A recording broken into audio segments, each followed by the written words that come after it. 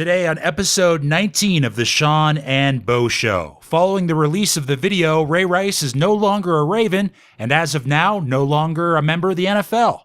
And with week 1 of the NFL in the books, we'll give you a complete rundown and let you know who's hot and who's not. And plenty of key injuries in the NFL. Apparently an Achilles tear is the new ACL injury. We'll go over all that coming up on the Sean and Bo Show.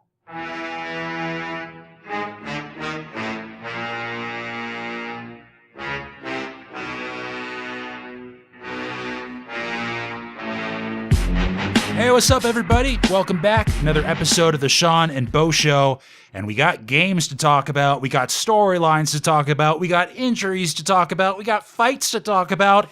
It's football season, baby. We've been waiting all summer long, and it's here. It's in the books, and we're going to break it down. Yeah, man. It's one of those weekends where it all just hits you in the gut at the same time.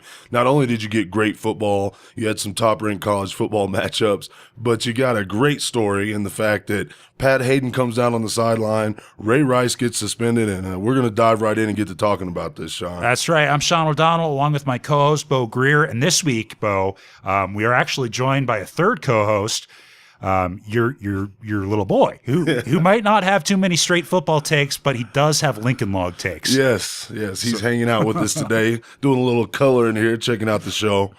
So we're going to start off with the big story, not just around the NFL, but in pretty much the entire world of sports.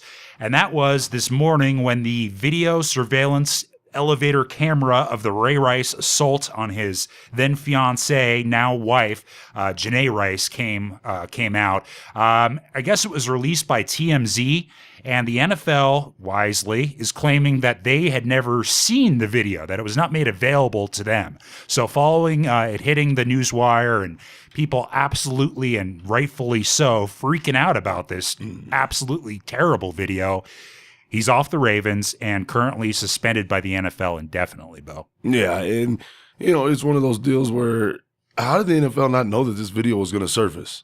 How did you not think that a casino isn't covering every end, every angle? Have you ever seen Oceans 11 and 12? I mean, there's cameras everywhere, and wherever you don't think there's a camera, there's probably some sort of motion detector device. And here's the NFL and this giant organization who has this incident where he carries his unconscious fiance off the elevator, and that wasn't enough. That only got him 2 games.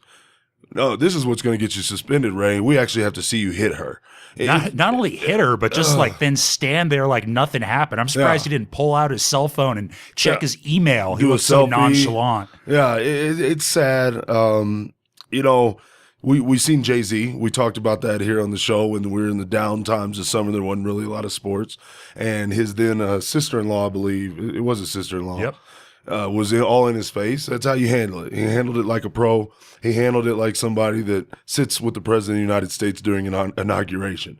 Ray Rice, he didn't handle it.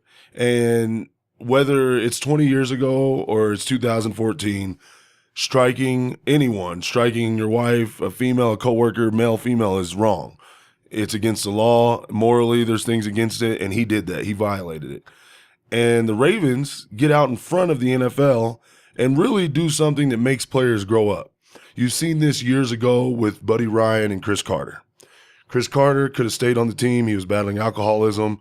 To this day, Chris Carter thanks Buddy Ryan for doing what needed to be done. He cut him from that team. If Ray Rice, even though he is looked up on in the Baltimore community as a role model, as this good figure of, finishing school, doing things right, staying out of gangs and all that, they say they use him in just about everything that the Baltimore Ravens do in that area. Maybe he does have something in the closet. He has a skeleton. Maybe it's a temper issue. Maybe he witnessed abuse as a child. Whatever it is, when he got cut and got that phone call today, he's going to go get it fixed, because if he doesn't, he'll never be back in the NFL. Yeah, and a lot of people are patting the Ravens organization on the back for being so decisive in this. But how bad do they look now? Remember back in May 23rd, the date of this tweet from the official Ravens Twitter account. Quote, Janae Rice says she deeply regrets the role that she played the night of the incident. Come on, really? But see, here's the thing you're looking at, though, is, oh, man. You understand, ladies and gentlemen, this is why the first ladies of the United States and congressmen's wives do not look like Janae Rice. That's why they do not look like Giselle. I take off my clothes for Victoria's Secret Brady, because it is an education. When you are in that public eye, when your husband gets private jets sent to the airport to pick him up because he's going to the Boys and Girls Clubs of America, you are the same as a CEO. You're the same as a politician representing a borough of Connecticut or Jersey. Everybody in your family, all the way down to the person who cleans your garden, has to act a certain way when they're in the public eye, because there's always going to be that connection. And I think, number one, yeah, but I mean, their lives. At worst, she was bickering with him. Yeah, she did nothing that she needs to apologize. No, there's nothing about that. There's nothing about that. But what's this all come down to? What did all the veterans say in the NFL? What's Tony Dungy say? What's my man from the Jets, old coach, Herm Edwards, say? Nothing good happens after midnight. Yep. If you're responsible, me and my wife has a great job. You don't see us out in casinos at midnight, 1 a.m. And if we're having an argument, it's at home because our kids, and it's at low decibels because our kids have been asleep since 8. When you become a big boy, when you start getting big boy money, you have to treat every aspect of your life. Do like LeBron James. Build a house so big that you got bowling alleys and arcades in it and pretty much your own McDonald's. You don't have to leave, because you have these things that happen to you that are going to ruin your life. We have no idea if Ray Rice will ever come back from this. You think he's going to play again? The Raiders. That's the only organization out there that'll take a chance on somebody that has this much baggage, because you can go hide him out in Oakland. Those fans will get behind him, and as long as he keeps his nose out of trouble for 3 or 4 years, everybody will kind of forget about it, kind of like Vic. I kind of doubt he's going to see any more action. One, because running backs in the National Football League are no longer nearly as important as they were just a few years ago. And two, the guy's kind of getting old anyway. He's like 28 or something like that. Production went down. So why do you even take the chance with somebody that has these kind of legal and moral problems? I mean, that's going to bring nothing good to your team, especially when you can, draft somebody not even in the first round that has Ray Rice kind of talent. Now, here's the sad part, Sean. When I listen to local people that'll chime in on ESPN, because obviously everybody around Baltimore that has a title as a journalist is speaking on this today, they all say this same thing. He was the good one. And I'm like, that is scary, because we all know about the white suit. You often joke about that. Where's it at, Ray? Where's it at? Where's that white suit? I know you got it. If Ray Rice was the good one, oh my goodness, what is going on in that Baltimore? Is it like The Wire in there? It's like, is everybody just terrifying inside of the Baltimore locker room? Harbaugh's the warden. He's not the coach. Hey, warden, we going to eat? Omar coming, yo. Yeah, Omar. Now, whenever there's a big news story like this, you know, in the world of sports, all of a sudden you have quote unquote real news people comment on it and oftentimes stick their foot directly into their mouth. And generally you can look to Fox and Friends to get that sort of absolute idiocy. And it was Fox and Friends' Steve Doocy who had quite the knee-slapping jokes about this. He said on the show earlier today, quote, "We should also point out after that video, and now you know what happened in there, she still married him. They are currently married." His co-host went on to say Rihanna went back to Chris Brown after he assaulted her. A lot of people thought that was a terrible message. And to which Steve Doocy said, quote, "I think the message is take the stairs."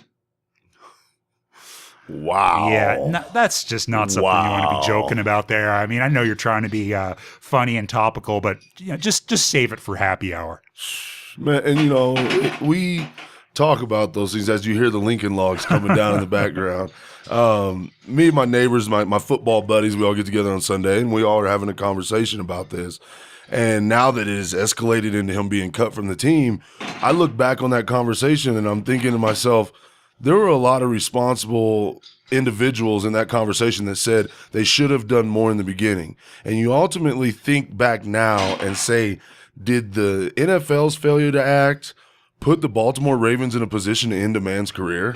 You'll always wonder that. You will always wonder that as we move forward. Now, speaking of potentially ending your career, and this is just, it makes my head scratch following the whole Donald Sterling fiasco, but the Hawks owner is apparently going to be putting the team up for sale following him self-reporting sort of what's been described as a racist email to the front office personnel and other people within the Hawks organization. The gist of what he was saying, Bo, was that there aren't enough affluent black people in Atlanta to really support the Hawks franchise, that there aren't enough people, buying gifts in the shop there at the stadium and all of that. And so we haven't seen the email, I don't believe. I don't think it's been released. It's just sort of been outlined about what it was about and what was said. But really, is this a guy doing the right thing and separating himself from his franchise and kind of getting out in front of this? Or did he see the dollar signs after the Clippers were sold and say to himself, this might be a nice little time to part with an NBA franchise? The conspiracy tapes, just get them ready. Everybody's looking into this one. You got to ask yourself, what date and what time was this released? Was this released right after the Forbes magazine came out with the article where they were telling everybody, well, this is how much this NBA team's worth and this is how much this guy invested? Because whenever I heard about, Sterling got the Clippers for $2 million in the 80s and then gets to sell it for a cool few $1 billion, that's not even fair. So if you're this guy and you are dealing with the Hawks, which everybody knows is not a franchise you want to own, they could be in the playoffs or in a playoff run and you'll still see empty seats in the stadium. And yes, there is a problem. Something that I was made aware of a few years back when my sister, who lives in Atlanta, has friends down there who have teenagers in high school. This will blow your mind. Do you know they still do the separate proms in the South? Do you know they do that still to this day? There are kids that don't want to listen to rap music, and there's kids that don't want to listen to country music. Oh, so that's they how separate the proms. That's how they do it without saying the obvious. Exactly. And when you hear that, you're like, you just watch a sporting event in Atlanta, and you're like, oh my gosh, that does present a problem. Because look at the Braves crowd, different crowd. Atlanta Falcons, different crowd. And then you got the Hawks. They really don't have their own identity in the city. They're kind of a mix. And he was saying something about in between the commercial breaks or whatever, you don't know what music to play. And I'm like, there's nothing really that offended me as an African American in that. It's something that I know would be a problem in a lot of towns if you try to I'll tell you what's offensive is when they play some Smash Mouth or Nickelback at those stadiums. That's what offends me. Now, somebody else that was not going to be getting any action on the field this year, Josh Gordon, has announced that he's going to be working out in the offseason, working out at a car dealership. That's right. He's going to go all Kenny Powers on you and slang some automobiles. Yes, sir. It was announced that, Browns wide receiver Josh Gordon has this new job. He's and Bo, I don't know if you've ever sold cars, but I'm not quite sure what the role of the goodwill ambassador for an auto group exactly does. Yeah, and that's what he's doing. This is comical because I actually did some interviews because you can make some good money selling cars, real good money out there. And it's so funny because the 3 places I interviewed with all wanted to do not only urine samples, they wanted to do hair follicle tests. So it was funny to me when I heard this story because apparently it is a real big deal. You're going to get the keys to all the cars at a car dealership. Yeah, a lot of responsibility. A lot of responsibility. So they want you to be a responsible young man, right? That's what they kept telling me. And I'm older than Josh Gordon and I have no felonies. But all of a sudden, an NFL player is out there with a lot of publicity behind him, and some auto group's going to hire him. I bet Josh Gordon didn't have to go do that hair follicle test because we know what that would have come back like. And now he's going to be the ambassador. That means he's going to be like the guy that whenever you buy a car, you can go get a picture with him. Yeah, I think it's going to be buy a new Buick, get a free Josh Gordon autograph. Exactly. He's not selling them. And I've seen this around Indiana University in Big Ten country. You used to see a lot of the Indiana basketball players that maybe wouldn't go to the pros. They'd be around a car dealership, and it'd be cool because you go in and get like a T-shirt or jersey, and they'd be there and take a picture with you and sign it. And maybe that's what they're going to do, but I just think this stuff is so funny because there's probably some young man that they told, you can't work here because you have too many felonies, or you can't work here because you can't pass the urinalysis test. But Josh Gordon, baby, everybody knows his problems, and he's going to be front and center with his picture on the wall. Now, one thing that Bo and I both did a whole hell of a lot of this weekend, It was sitting in front of a nice flat screen watching football. Yes. And the part that I love talking about is the actual games on the field. None of this Ray Rice, Josh Gordon nonsense. And there was a lot of surprises on the field this weekend, the opening weekend of the NFL. A few that stood out at me, Bo. First of all, and this is painful to talk about, my Chiefs, man. Watched. Ugh. Oh, God, it was depressing. They got absolutely pounded by the Tennessee Titans. And I saw absolutely nothing to look forward to for my Chiefs this year. I think they're probably going to be abysmal. And don't get me wrong, I'm not one of these fans that's going to be a turncoat. They're my team. But if you would like to make some money, bet against the Chiefs. They have a terrible offensive line. I mean, these guys couldn't block somebody on Twitter. They're just awful. The secondary's bad. The receiving core is, with the exception of like a tight end that we drafted this year, we have like one or two options, and it's just not going to be enough. So that was terrible. A couple of the other games, your Dallas Cowboys, Bo, lost to the Niners 28-17. The wheels are off. That score's probably not indicative of how much of a beatdown that game was. What were your takeaways from Dallas this week? Well, first of all, it was the first time ever in my life that sausage started tasting bad. I mean, we grilled sausage all day. I might have ate a small baby's weight worth of sausage yesterday. And lo and behold, belly full, got the good old sausage indigestion going, need some Tums, and I'm sitting there with my beer. And the first run from scrimmage, the ball ends up going the other way for a touchdown. Yeah, that reminds me. I texted you after the Chiefs game. I was like, "Well, that was depressing." And you're like, "Oh, just put it behind you and get ready to watch America's team." And I was just thinking to myself after the first 3 minutes of play, I'm like, "Oh God, Bo is probably already in a fetal position." Oh, it was horrible. I mean, and everybody who got together yesterday, it's like NFL fan watching is on such a level of, I don't know, people pay attention. I told you, a friend of mine looks at me, he's a San Francisco Niners fan. I don't know how I ended up watching a game with Niners fans. And he says, "Don't worry about that. We crushed the Packers last year, and then we couldn't win 4 games in the next 5 weeks." And I'm like, that is so true. Overreaction Monday is coming. And I told you, I heard an overreaction from your Chiefs. Their beat reporter was saying you guys might not win a game in 6 weeks. Now, I don't believe that for one bit. No, I don't believe that. Offenses struggle opening week. What's scary is when you have a game like New Orleans and Atlanta. Oh my gosh, did you catch that one? Did you see a piece of that? I don't want to be anywhere near them, and I want to take back my bet about New Orleans and Dallas last week. Nope, can't do it. We're not even going to tape. go there because that is ugly. Those two teams were tossing the rock around like they've been practicing full pads for about 2 months. Was that Matty Ice's best game that he's ever had? What do you have, 500 passing yards? Yeah. And you're watching a Chiefs game, and I'm watching my Cowboys, and we're running routes, miscommunication. Romo's throwing balls high, throws them in the dirt. Your guy's got people wide open, misses them. If it's going to happen, the receiver drops it, it's happened.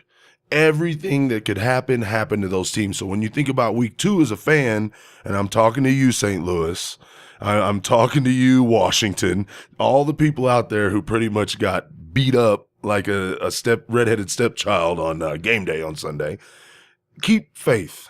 It's the NFL. It's a week-to-week league.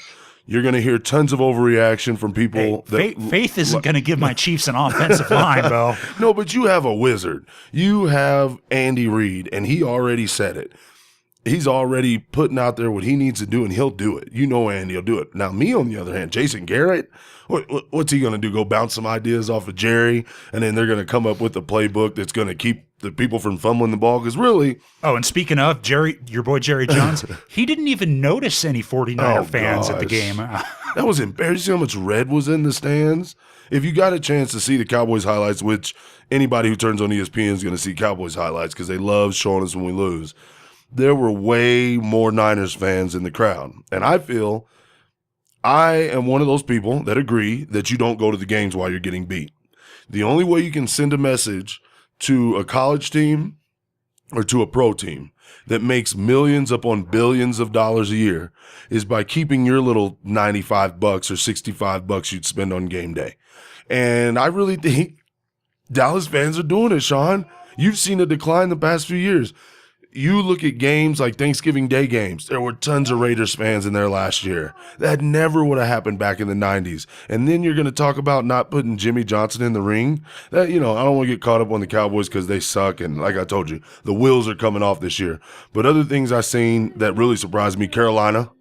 Nobody thought Carolina. Your son doesn't want to talk anymore Dallas Cowboy football, Bo. You don't want to talk Cowboys? He is fed up. A couple other surprises, and I texted you this also yesterday, Bo.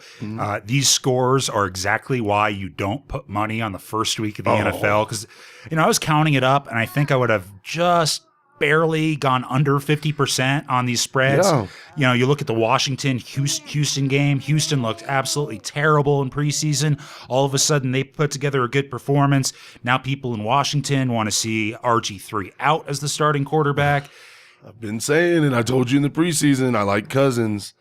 Well, there are a lot of big-time injuries that we got to discuss those. Also, the upcoming week of the NFL, what we should expect, maybe make some predictions there. Plus, Penn State gets its postseason eligibility reinstated. And then we got college football to talk about also. It's all coming up on the Sean and Bo Show. Listeners, thank you so much. We appreciate you tuning in once again to the Sean and Bo Show. But now that football season is upon us, we need to grow the show, and we need you to help. Tell a friend, a neighbor, a coworker, tell somebody, share the show, play it loudly at work. We don't care. And if you have a question about fantasy football, maybe a pick that you're curious about during a trip to Vegas or another place where you can legally gamble, email us. SeanandBoShow@gmail.com. Listen to the show on iTunes, YouTube, or check us out on Podomatic, SeanandBoShow.podomatic.com. And again, email us any questions or hit us up on Twitter. The email address, SeanandBoShow@gmail.com, @SeanandBoShow on Twitter. Back to the show. Welcome back to the Sean and Bo Show. Thanks for tuning in. This special week 1 opener of the NFL season. And lo and behold, who showed up to the party? The injury bug. Yes, Sean. God, it was bad. That injury bug started biting teams. Even took down a big-name rookie in Mr. Jadeveon Clowney. Looks like his meniscus is going to keep him out 4 to 6 weeks. Yep, that's the word. Jadeveon Clowney underwent surgery, arthroscopic surgery on his right knee this morning. According to the team, he's going to be out 4 to 6 weeks. And I thought this was interesting, Bo. They kind of have one of those fields down there in Houston that is sort of notoriously bumpy. Yes. Kind of like a RFK. And he said immediately after the injury that he had stepped in a hole. Yeah. Last time I checked, a football field is not supposed to have potholes. They do. And it's amazing, no matter the level of competition, how much money the program has, you can always find a field that has something that's going to have a sprinkler or something that is just right there where a player is going to hurt themselves. And whether or not Jadeveon hurt himself like that, it brings up this question. That guy's been hurt a lot. There's questions in South Carolina about his health when he was coming out, and now here he is hurt again. I've often looked at the kid's frame and thought, should he be in a less, impactful position where he's not getting hit every play? Lineman can cut him, maybe an outside linebacker. But, here we are again, Jadeveon, first-round draft pick, and he's going to be out for a while. They're going to miss him. Not only that, last year it seemed to be the year of the ACL. We saw plenty of people go down with that terrible injury. This year so far, it's the Achilles. 3 different players yesterday were affected with that, all expected to be out for the year, 2 of which come from my Chiefs defense. Ooh. Derek Johnson, who not only a great player, but also one of the team leaders on defense particularly, obviously, but he was a huge part of the Chiefs defense. He had like the microphone in his helmet or the headphone in his helmet and all that. It was the communicator on the defense. Huge loss. And also on the Chiefs, Mike DeVito, he's going to be out all year also with an Achilles. And the Colts, Robert Mathis. He was workout. It was missing from the game last night, and you could really see how the Colts defense suffered from a lack of pass rush, and that was all Robert Mathis last year. It happened during, like you said, a workout on his own. He tore his Achilles, also going to be out all year. Bad news for the Colts. And then another one that was originally reported as an Achilles tear, but it turns out it's just an MCL strain. The Eagles starting guard, Evan Mathis. And so he's going to be out, probably not the whole season, but big chunk of it. What did I sit here and say all summer? The speculation. It's beautiful. Everybody's going to speculate. We do not know who's going to get hurt. And we still got to get through that week 3. It's usually about weeks 1, 2, and 3. You're going to get all these knick-knack injuries. You'll get the season-ender injuries. You're going to find out what your team is going to play with. And moving forward, teams that came out that first week and maybe didn't perform offensively, or a team that came out the first week and they made a lot of turnovers or mistakes, when somebody gets hurt, someone has to fill in. Maybe that next guy doesn't make those mistakes. Those are the things you forget about. And as a coach, those are the things you point to at the end of the year and say, oh, well, we didn't know that our number one guy was going to go down and we were going to get a guy to come in and double his production that year. Let's wait and see. The season's not over. It's a long year. There's going to be a lot of football to be played, and a lot of teams are going to win, and a lot of teams are going to lose. And let me just say this, regarding the 2 Chiefs injuries, the 2 Achilles injuries, both of these guys are over 30. Yeah. So they're going to be out the season, but this is the type of injury that's not just season ending, but it could potentially be career ending. Yeah. These are big guys, they have a lot of weight on them. Mm-hmm. They've already played, they're already NFL veterans, they've already made a decent amount of money. So it's one of those questions of once it comes time to rehabilitate these injuries, how bad do you want to get back? Yes, because it's going to hurt. Yeah. Kobe is going through that. You work so hard to get back, and then you do it again. It is a mess. The Achilles, I've seen it end a career of a young man in college football. You think when you're 20, 21 years old, you could get back from just about anything. The Achilles ended his career, and this was a big defensive lineman, probably would have had a chance to play on Sundays. So, yeah, a man that's over 30, you're right, this could be career ending. Now, looking ahead to NFL Week 2, looking at the schedule here, I looked up all the spreads. Circled 3 games that looked pretty intriguing to me just in terms of I think they're going to be somewhat competitive. First game is your Thursday nighter, features one of the best rivalries, if not the best, in the NFL, Pittsburgh at Baltimore. We know Ray Rice is going to be in attendance. Ravens favored by 2.5 in this game. I say take it. I like the Ravens in this game.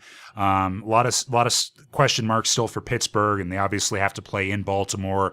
So 2.5 sounds about right. I wouldn't. I'd stay away from that. Pittsburgh is definitely the team that's going to be a little more focused. Baltimore has got that. I mean, every coach says it. We're not going to talk about this or let this be a distraction. Right. Right when the coach leaves the locker room, everybody's like, "Hey, did you hear what happened? Oh, what do you think?" Blah, blah, blah. So yeah. When a distraction happens, it's a distraction. They may put a gag order on the players and say, we're not going to comment on this, but that still doesn't stop some reporter from waiting outside the locker room and harassing you all the way to your car, asking you, hey, you want to comment on Ray Rice? It's something they got to think about. What do you do as an organization? You have your rival coming to town. You most recently won the Super Bowl. You should be the team that's riding high. And yet again, the Steelers are going to steal your thunder. I mean, I feel like this happened again. The only thing that could have been worse about this matchup is if it was in Pittsburgh. Yeah. Because those signs in the stands would just be absolutely brutal. Be a lot of jokes going on. Oh, yeah. A couple other games. This one, I wouldn't have originally put a star next to it at the beginning of the season, but both of these teams are somewhat surprising. Miami at Buffalo.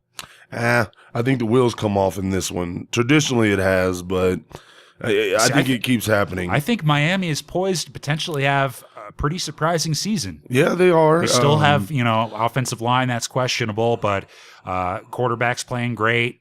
Mm-hmm. I don't know. I could see them making the playoffs. The spread is even. It's the same reason it's a pick'em game too. So the same reason Sean Marino's there is the same reason he got cut from the Ravens, the Broncos, is because you don't know what you're going to get.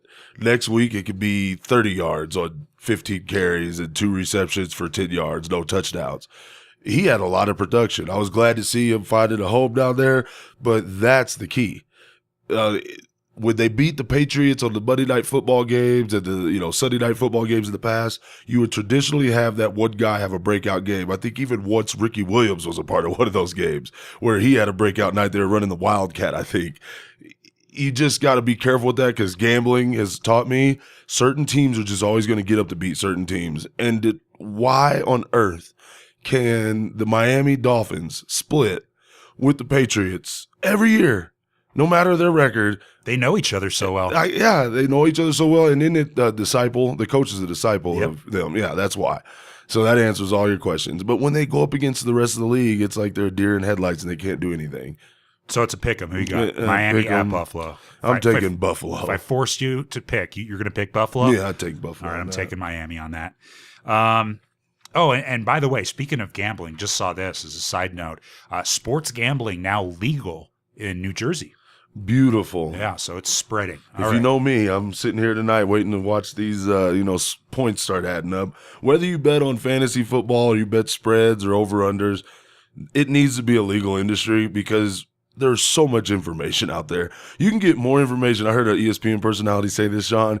He says, I feel safer when I put money on a game than I do when I send money to Wall Street. And I'm like, yeah, because there's so much information out there, from the reporters to the people working behind the scenes to the players on Twitter. You know about these guys. Go put your money in Apple. You don't really know what's going on behind the scenes. You may see an iPhone every once in a while. Still ain't going to New Jersey, though. I don't care if they're going to let me gamble or not. You're going to get mugged. All right, next game.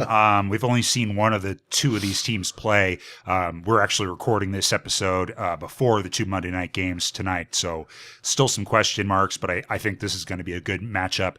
Features Seattle at San Diego. It's one of your afternoon games on Sunday. Spread Seattle by 5.5 points. What do you got on that one? Haven't seen San Diego yet, but just going off what I've seen of Seattle, they're going to disrupt the heck out of this offense. That's what they do to everybody. And the minute they take away half the field and their pass rush gets a hold of you, Marshawn Lynch and Russell Wilson get a 14-point lead, and then they can just crush the clock because they have that balance. And whenever a team has offensive balance, there's nothing you can stop them from doing. So I'd bet Seattle all the way to the bank all year long. Don't be afraid of that. It's almost as if we're in the middle of those years again in the NFL where nobody wants to admit. That's a pretty generous spread, though, isn't it? 5.5 points? Yeah. Two field goals? I think that's probably going to happen. And then think about this, though. Don't you feel like we're back in the years where you know who's going to the Super Bowl? Do you feel like that's happening again? Speaking of Seattle, I was going to ask you because, I think for my money, Seattle probably impressed me the most this last week. Yeah, and even Denver. I think even Denver looks like they're going back too. Yeah, same old teams. Seattle didn't lose very many players. The rematch. Manning gets to do it one more time. I can just hear them pumping this one And up. surprisingly enough, Seattle wasn't whistled for hardly any defensive penalties. I thought with the new points of emphasis in the officiating this year, I thought that would be damning to the Seattle defense. Not so much against the Packers. So, I'm looking at Seattle pretty closely, looking at Denver pretty closely. I hate them, but I respect them. And, also the Niners, although no offense, Bo, I didn't really think that they were challenged that much in their first week. So, and we all can't overreact. I mean, it doesn't matter if it was late in the season or early in the season. Atlanta plays New Orleans, it's going to be a game like that. I don't care if it's 24-17, 34-35, whatever it is, the game is going to be exciting. It's going to catch you up in it. So we have to wait to see how they perform because typically that NFC South, it gives us great games, great division rivalries, but we got to wait and see how they match up with the rest of the league before we say Atlanta's back in New Orleans and then we're going to fight it out for the championship. Atlanta really is surprising to me. I mean, we watched them in Hard Knocks. I thought that they would be decent. I really didn't expect the performance that they put up against New Orleans week 1. They're another team to watch. Then the Monday night game next week, Bo, features Philly at Indianapolis. Spread on that one is Colts by 3. Philly started off real slow week 1. They seem to get it together offensively. I think it'll probably be a pretty competitive game. I don't know if I would really want to touch that spread or not, but I would assume that the Colts are probably going to win by a small margin. Yeah, I'd take the Colts in that one. Philly, another one of those things with the opening week. You don't know if the defenses get lazy. Maybe everybody's not out in shape or used to playing a full game, because you've seen a lot of the games where teams jumped out the leads. Then the team that was down was able to close that gap or either make it a game or feel like they could get back in it and win it. With the Philadelphia Eagles, Indianapolis Colts, they're both kind of like comeback kids. They kind of start slow. When you put two teams together in a game like that, what can happen is Indianapolis can jump all over them ugly.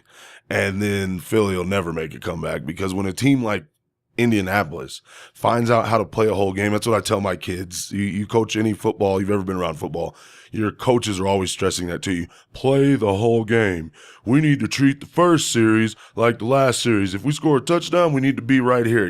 Keep it even kill. Don't get too high, don't get too low. And whenever you see a team like the Colts that are just notorious for coming back, you say to yourself, if they could just figure out how to play all 4 quarters, they're the Broncos, they're the Seahawks. But without Mathis, that is going to be a problem. That's a big problem. That's a big problem. Because you saw they had no organic pass rush going on. I don't know. That spread's a little too close for me to take. Biggest spread of next week, though, as of right now, my Kansas City Chiefs at the Denver Broncos. Broncos by 13. Part of me says, yes, absolutely take the Broncos.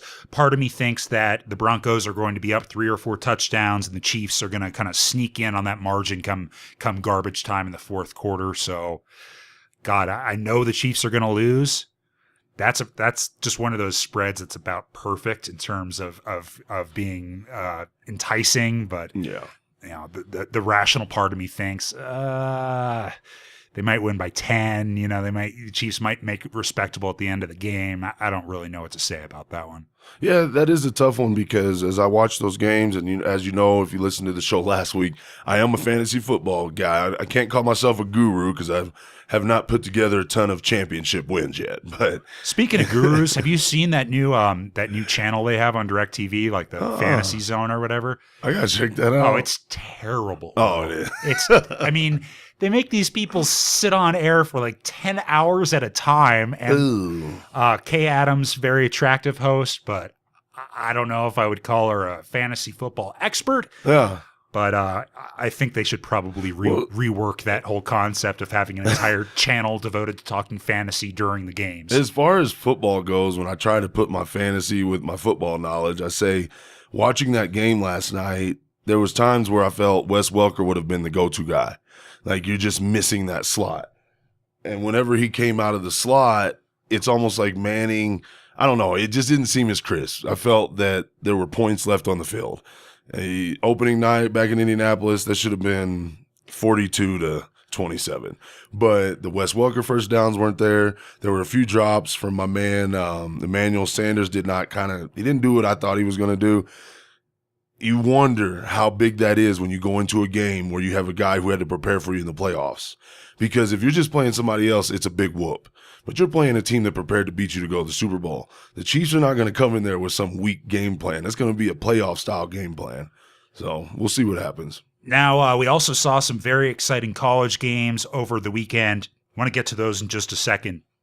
But this also made news today before it was sort of overshadowed by the whole Ray Rice fiasco, and that is that the NCAA has reinstated Penn State's postseason eligibility. But I don't know how you feel about this. I have a big-time problem with the NCAA doing this. Yeah. I think there's a reason you handed down these punishments against Penn State. No, it wasn't the fault of the active Penn State players, but let's talk about the reality of what happened at Penn State. You basically harbored a pedophile. Now, what are you going to say? Oh, well, these last couple of years, they haven't harbored a sex offender. So I mean, there was a reason why you handed down these. And they did the typical political move. Did you see where they agreed to let the state courts of Pennsylvania keep the $60 million? Oh, God. Yeah, so the NCAA is like, we're going to get these sanctions lifted, but so you guys don't come after us on a class action because they didn't fulfill their punishment. Well, here we go. Keep the $60 million. Because did you hear about this playoff thing we just started? We're going to make a ton of money over here. It's just one of those things where the lessons are not learned. It just makes me sick because there are tons of universities out there, and I don't have the list in front of me, nor do I work for an organization that can just hand the list to me when I ask for it. But of all the teams in the past 20 years that have been given virtual, death penalties that have not been lifted, teams like Maryland, I know my university, University of New Mexico, they didn't go light on us for 3 years, and we did not harbor a freaking pedophile. Like, it is grotesque to think that big money sports can trump the morals that protect children. I mean, there's one thing if you want to talk about DUIs and smoking marijuana, that's all he said, she said, and I feel this way, you feel that way. But when it comes to protecting children, I'm a substitute teacher working on becoming a teacher. You take oaths, basically, when you take all these courses, they make you sign these documents. Joe Paterno, I know you're from a different generation, you were not educated on that, but you still need to do the right thing. It makes me sick that I live in a world where I have to be educated because they do make us take classes now, Sean, when you're a football coach or an educator or a social worker, about reporting abuse or reporting, things that you think may be going on. And I think to myself, it's sad that it's come to this because now that's just states protecting themselves so another Jerry Sandusky isn't allowed to survive in this organization for 40 years. And that's the part of it for me that makes me angry. It's like, this isn't Pete Carroll buying somebody a house. Yes. Okay. There are certain crimes in the legal system that you commit them, you're not eligible for parole anymore. You're not going to get your punishment reduced because you kept your cell clean. I mean, this was so heinous and institutionalized at Penn State, the way that they protected Sandusky, that I think that the punishment fit the crime for the university. And I mean, I'm sorry, I don't feel sympathy for these student athletes that are going there now. I mean, go somewhere else. Yeah, exactly. Golly. This is something bad enough that the punishment was correct, and they should have upheld it. I don't understand the rationale for why they're now reconsidering this, why they are now lifting the ban on postseason play at Penn State. It doesn't make a whole lot of sense to me, and I think it was just probably a money move when it really came down to it. I think it's protecting this brand and making sure that it doesn't fall by the wayside as one of the look at the powerhouses. state of the Big Ten. That's all I'm putting out there. I feel that this conspiracy goes higher and higher each year. The Big Ten is suffering. I mean, when you just look at the Big Ten top to bottom, there is nothing good happening. I had all these games circled, and I thought that I'd get to them after we talked about what your guys, the Irish and Golson, did to Michigan. But, you just said it. Money. They're protecting something. The Penn State Nittany Lions program has been the flagship staple right next to Ohio State and Michigan for years. Ohio State and Michigan just are not getting it done. And for, the lack of 20 years, we have not had anything come out of the Big Ten that's excited us. Think of offenses. None of the offenses that anybody's running at any university or any NFL team is like, yeah, I remember when they started running this at Purdue, or I remember when Ohio State was doing this. No, all the offenses come out of the SEC, the Mountain West, the Pac-12. There's no more gurus in the Big Ten. There's no more attitudes. Like your Bo Schembechlers are gone. I think there's a bigger thing going on where they're like, we just got blanked by Notre Dame. Northwestern got beat by Northern Illinois. Ball State almost beat Iowa. McNeese State almost takes it to Nebraska. Virginia Tech embarrasses Ohio State. And then Central Michigan tears up Purdue. And we know Purdue has to play Notre Dame in a rivalry game next week. Can't wait. Yeah, that's going to be 63-0. I think there was a bigger issue. Like, the good old boys get together behind closed doors, get open the bourbon, and they're like, if we don't save the Big Ten, we're going to let the American Conference or the MAC or the Mountain West slip up and be better than them, because you can already see it. You should not have these quality of teams when you look at their budgets compared to the Big Ten money budget playing with them. Northern Illinois has been a scare to the Big Ten for the past decade. Look at their records against Big Ten opponents. They are crushing them. Yep. And they're getting better recruits, and they're putting people in the NFL. What are you going to do? Well, good segue to talking about the college games on the field this past week, Bo. And before we get to that, we have to touch on this video I showed you before we started recording. Prior to the UTEP Texas Tech game on Saturday, there was a bit of a melee. Bunch of fans tailgating. I guess it was somewhere on private property. It wasn't like at the university or anything like that. I don't know what caused it, But when this guy begins his cell phone footage, you just see a mob of humanity clashing against another group of people in various states of undress, yelling things like, "My family! You can't talk to her like that!" And it was about as ugly as you can expect. It featured everything. I mean, at some point there was a guy yelling, World Star hip hop." The shirts started coming off. It was awesome. I liked the different fighting forms that you could see at times throughout the fight. There was like an old guy who had like the straight up bare knuckle boxing Irish style. Yeah. I am not surprised. That's our rival here. I'm University of New Mexico Lobo. We are a rival of UTEP. Their fans were rowdy last week when they came through here, and it's funny because we just played Arizona State and they have every right to come in here acting like a top 25 team. And they were some of the coolest fans. They ended up having some nice conversations with a lot of their guys, talked to a few team dads about the outlook. And whenever, as a football player, football coach, been around football my whole life, you see a group of fans that get it and they understand their role and their purpose is to follow the team, pick them up when they're down. Let's donate some money and make sure we eat enough sausage in the parking lot so everybody can smell us when we walk by. That's knowing your role. But there's a few of those programs out there, New Mexico State Aggies, University of Texas, El Paso. I can even go back to the Midwest and start hitting up on some of the people I used to watch in the Big Ten. Indiana University. Those fans could not win a Big Ten game, but they would come up with some of the most clever chants. They wouldn't fight you. They would just try to out-chant you. They knew they weren't going to beat Ohio State, but they had clever rhymes for every team they played. That's knowing your role. That's the good part of college football. That's the good part of college football. Yeah. Those guys out there fighting, guaranteed none of them attended that university. That's what you always find. Whenever I'm in a tailgate and there's a bunch of guys ready to fight, you're like, so how many of you guys graduated from here? 0. If you do catch this video of UTEP Texas Tech fans fighting, I recommend muting it, opening up a second window, going to YouTube and finding that song from the 80s, Everybody Was Kung Fu Fighting. Really goes perfect with it. Yes. All right, so the games on the field. We'll start with my Fighting Irish Bow. This was a heck of a way to end a rivalry. Blanked Michigan and just did so in absolutely dominating fashion. Yeah, I mean, they could have had another touchdown at the end of the game, but it was called back due to a late blocking hit on the quarterback during the run back of the interception. But physical performance. I like to think, I'm not just saying this because I'm a Notre Dame fan, but I think this is one of the best teams they've fielded in years. Everett Golson is an absolute beast. He has a rocket arm. He can move. And not only that, but he seems to have gotten a little bit smarter football-wise on the field because he's not taking off on his feet. That's not his first option. The guy knows he's got an arm, and I really like the way he's maturing. I tend to think if he's continuing to play like this throughout the season, and Notre Dame does have an awfully tough schedule ahead of them, but if he does, he's going to get a lot of Heisman run, in part because he's tremendous talent.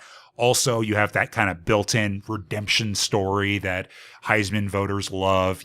This is a player that sat out the entire last year on an academic violation, returned to Notre Dame, and really seemed to have put in work in the off in the off year there. And well, I'm from Indiana, Sean, and growing up, watching everything Indiana or Purdue or Notre Dame. Whenever Notre Dame would get past Michigan, you'd start saying, "Okay, now you got to stay undefeated till you play USC." Because whenever there are two top-ranked USC Notre Dame teams playing for was that the gold shillelagh or whatever? What is that thing they play for? It's an old weapon, ain't it? Yeah, shillelagh. Yeah, the shillelagh, yeah. We got a couple here. Yeah, you do. Those things are bad. If you see any snakes around, I'll take care of those quick. Because, the thing that Notre Dame represents now is they are that X factor.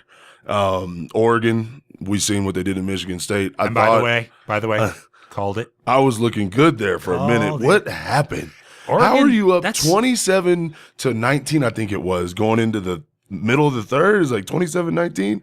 And then I look back, because I'm at the UNM football game. I look back at the score, and it's like 47-29.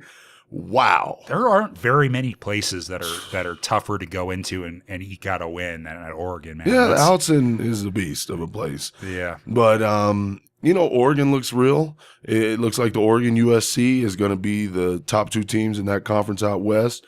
And once that all shakes out, you have Notre Dame in there. And because Notre Dame plays that schedule where they play a lot of ACC and then their rivalry game with USC, it gives you an idea of where they stand. I don't see anybody in the ACC impressing me to get into the Final Four.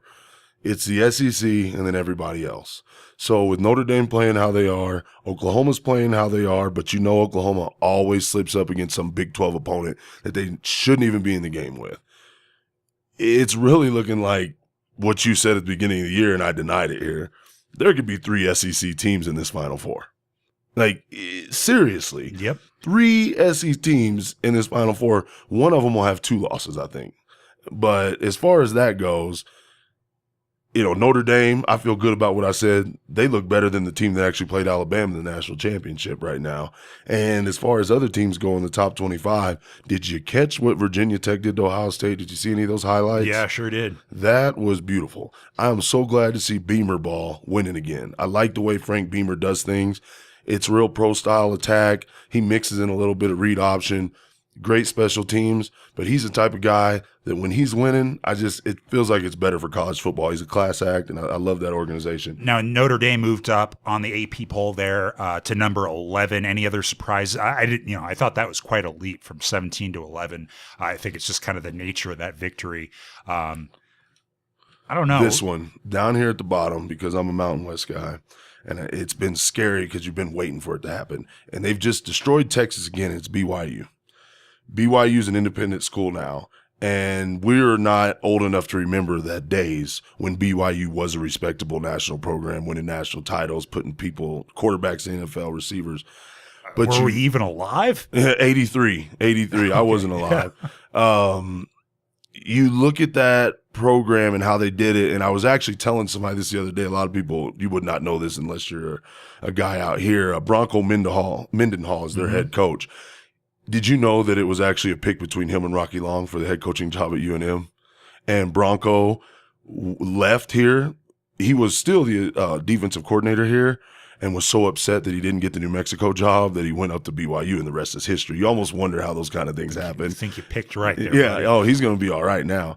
But it took him a while because what he was doing down here at New Mexico with that 3-3-5, running some NFL-style defense, you need some speed. And he's got some boys up there. They got all that Nike money behind them. They got a TV contract, and they just put it on Texas. Texas has way better players than them. Watch out for BYU. You look at these schedules, and you're like, the SEC's tough.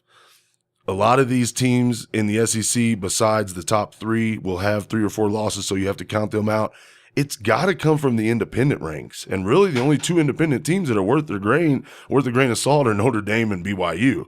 Other than that, everybody else is pitiful. Yep. I mean, Oregon's good, and then we don't really know about USC because they did kind of just sneak past Stanford, which was a great game. And I think USC looks solid, man. I think that they're going to have a pretty decent. Well, they got to keep their athletic director up in the box. God. What the hell was Sarkisian thinking? It's like, why do you send a text message? Are you tattling? They're not calling the right calls down here on the field. Pop.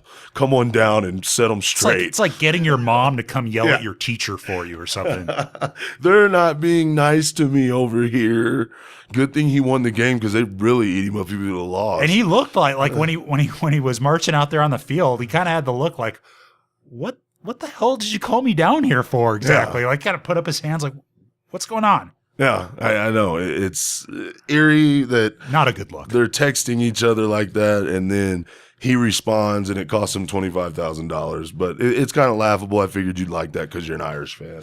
All right. Well, we got a couple of Monday night games coming up in real soon here to watch tonight. So enjoy those. Plenty of NFL action this week, and we'll be watching how this Ray Rice situation plays out. I really hope the Raiders don't do anything stupid and regrettable. So keep it classy, Oakland. And until next week, I'm Sean O'Donnell along with my co-host Bo Greer, reminding you, tip your pizza man.